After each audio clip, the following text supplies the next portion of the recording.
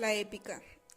La épica es un género narrativo en el que el escritor expone historias basadas en hechos legendarios o ficticios que se producen en un determinado tiempo y espacio, donde la figura de los protagonistas se magnifica tanto que parecen irreales. El escritor apela a la narración como forma de expresión, aunque también se vale de la descripción y el diálogo. En ocasiones no es escrita, sino que es narrada en forma oral.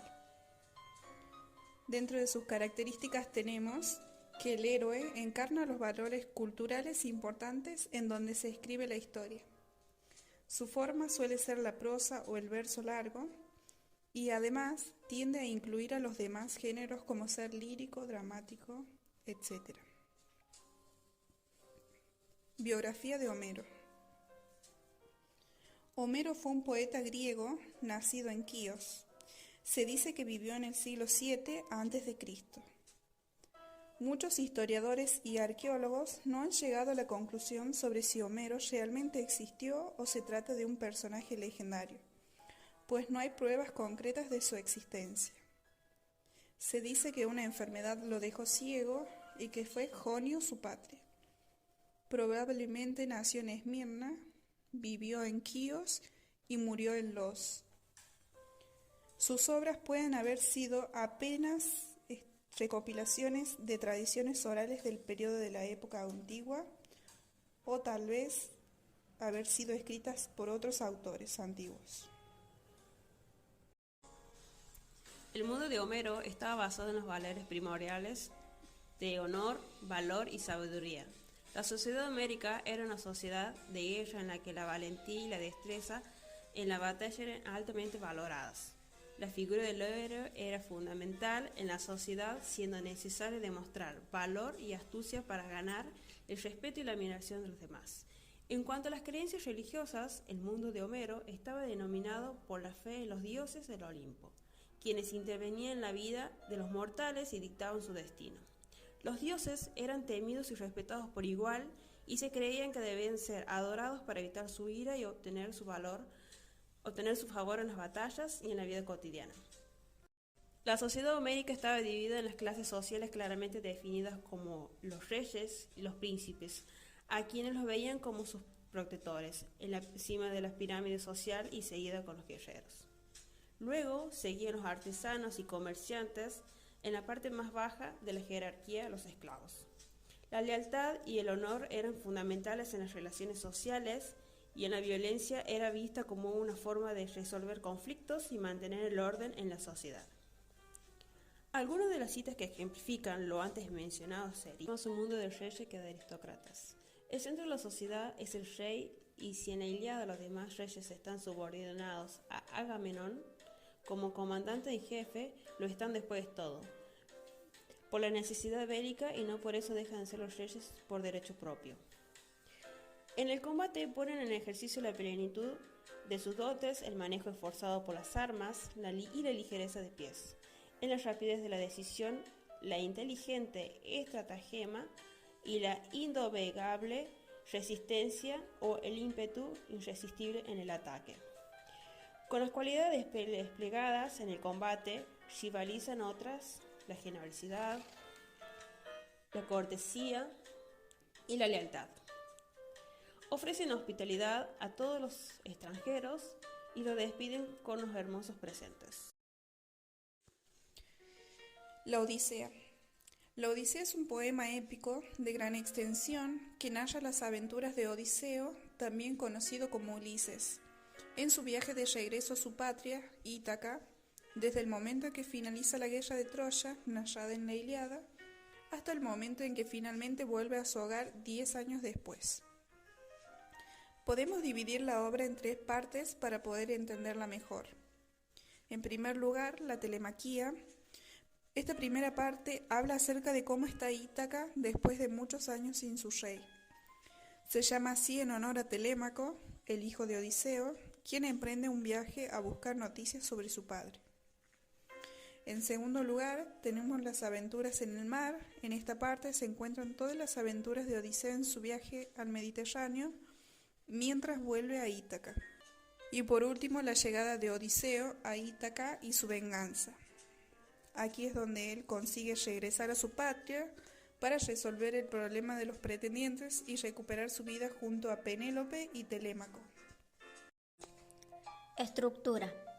En la Odisea, los cantos 1 y 4 exponen la situación de Ítaca antes del retorno de Ulises y dan a conocer en qué postración ha caído y cómo Telémaco se da a la vela en busca de consejo y ayuda.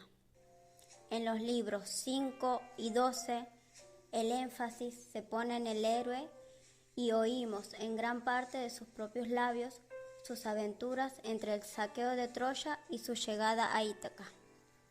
Los libros 23 y 24 narran una serie de eventos que culminan en la matanza de los pretendientes y en el reconocimiento de Ulises por Penélope. Lo que interesa es relatar la historia en todo su valor y en todas sus facetas y hacer que cada tema destaque autárquicamente en lo que vale. Recursos literarios. Epíteto. Los epítetos están indisolublemente soldados a sus nombres y son precisos en la recitación oral, porque resuelven las necesidades gramaticales, de significación y las de la métrica, y es probable que sus primitivos oyentes les prestasen tan poca atención como nosotros. Escúchame tú, Poseidón, el que abrazas la tierra, el de cabellera azul oscura. Si de verdad soy hijo tuyo y tú te precias de ser mi padre, concédeme que Odiseo, el destructor de ciudades, no llegue a casa, el hijo de Laertes que tiene su morada en Ítaca. Símil. Ilustra el carácter de una acción comparándola con otra cosa, que, superficialmente, es distinta por completo. Relaja la tensión producida por los sucesos violentos, desviando por un instante nuestra atención hacia otro orden de cosas, que con frecuencia es de índole más tranquila, menos exaltada. Al arder la pupila, el soplo del fuego le quemó todos los párpados, y las cejas y las raíces crepitaban por el fuego, como cuando un herrero sumerge una gran hacha o una garlopa en agua fría, para templarla, y ésta estride grandemente, porque este es el poder del hierro. Así estridía su ojo en torno a la estaca de olivo. Tratamiento de los personajes. En su manera de tratar a los personajes principales, Homero revela tener una sensibilidad mucho más fina de la que cabría esperar en un poema heroico, y un sentido más agudo de lo que dichos personajes se pueden esperar. Esto le conduce a veces a variar los acontecimientos de una leyenda tradicional y se puede observar por qué lo hace así. En el caso de Ulises, que es un hombre ingenioso de 1000 recursos, que gracias a su destreza sabe vencer las dificultades que le van saliendo al paso. Atrae nuestra simpatía por su capacidad de recuperación, por su fidelidad a un ideal, que es infinitamente respetable por su espíritu abierto, tanto en la inteligencia como en el corazón. A Penélope se le hubiera podido describir con suma facilidad como una simple víctima oprimida y contar con sus patos para gangrearse nuestra simpatía. Pero Homero, en cambio, le da rasgos que contrarrestan la tediosidad de semejante método. La astucia con la que desteje la trama por la noche para demorar su respuesta definitiva a los pretendientes se percibe en casi todas sus demás actuaciones. Es cautelosa y precavida, reluctante hasta para reconocer a su marido cuando éste le ha aducido la prueba incuestionable de su identidad. Pero tampoco carece de valor, aunque lamenta la brutal conducta de los pretendientes y aunque se da cuenta de que se halla a su merced, tiene la suficiente presencia de ánimo para cohibirles cuando aparece ante ellos. Es algo más, bastante más que una mera víctima oprimida, y aunque llore a menudo su triste estado, no damos por entero crédito a sus palabras, sino apreciamos su habilidad para manejarse en una situación insostenible. Así que durante el día tejía la gran tela y por la noche colocaba antorchas a su lado y las destejía. Su engaño pasó inadvertido durante 3 años y convenció a los aqueos, pero cuando llegó el 4.º año y pasaron las estaciones, una de sus mujeres, que lo sabía todo, nos reveló y sorprendimos a ésta destejiendo la brillante tela. Atenea defiende a Ulises como amigo sincero y leal, y Ulises se muestra tan franco con ella como ella con él. Amistad tan íntima impone obligaciones, y puesto que Ulises se encuentra en grave peligro, Atenea se comporta de acuerdo con las normas más exigentes de la amistad, haciendo por él todo lo que puede.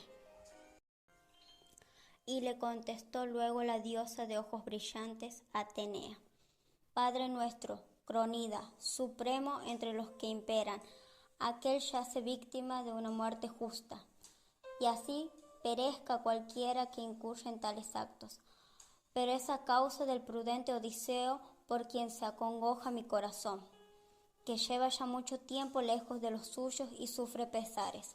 Por ello, en una isla castigada por bravas olas donde recibe el centro del mar. La isla está llena de bosques y en ella tiene su morada una diosa, la hija de Atlante, de pensamientos perniciosos, el que conoce las profundidades del Ponto y sostiene en su cuerpo las vastas columnas que mantienen separada la tierra del cielo. La hija de este dios lo retiene entre dolores y lamentos, y procura sin descanso hechizarlo con tiernas y astutas razones para que se olvide de Ítaca. Pero Odiseo, que anhela ver elevarse el humo de su tierra, ya de parecer 7 deseos. ¿Y ni aún así se te conmueve el corazón, Zeus olímpico?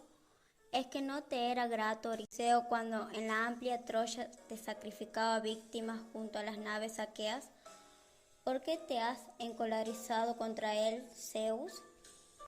Incorporaríamos la Odisea en la escuela secundaria con el fin de trabajar la literatura clásica y su importancia. En primer lugar, trabajaríamos en el contexto histórico y cultural en el cual se marca la obra.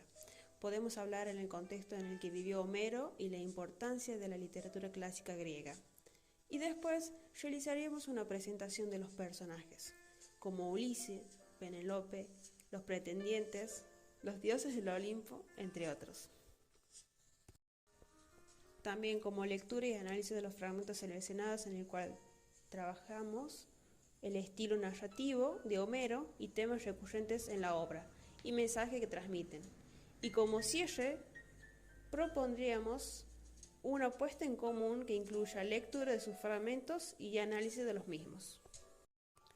Este mundo continúa aún en la sociedad, porque los valores que se encuentran como la valentía, la fidelidad, el honor y la resistencia están presentes en la obra y han sido transmitidos a lo largo de la historia a través de la literatura, el arte y la educación. Además, ha sido reinterpretada en diversas formas a lo largo de los siglos, lo que ha contribuido a que sus enseñanzas sigan siendo relevantes en la sociedad actual. La obra ha inspirado a líderes, artistas y pensadores a lo largo de la historia, quienes han encontrado en ella ejemplos de coraje, perseverancia y sabiduría y han servido de guía en momentos difíciles. En resumen, son importantes porque reflejan aspectos universales de la condición humana y ofrecen lecciones sobre la vida, el amor, el deber y la superación de adversidades. Las tres coincidimos en que la lectura de la Odisea representó una agradable experiencia, aunque en un principio resultó un tanto confusa debido a la forma en cómo estaba estructurada la historia, el vocabulario un tanto desconocido, lo que nos llevó a una interpretación más difusa de algunos episodios. Sin embargo, cuando logramos comprender, esto se volvió más placentero, y pudimos disfrutar esta brillante obra.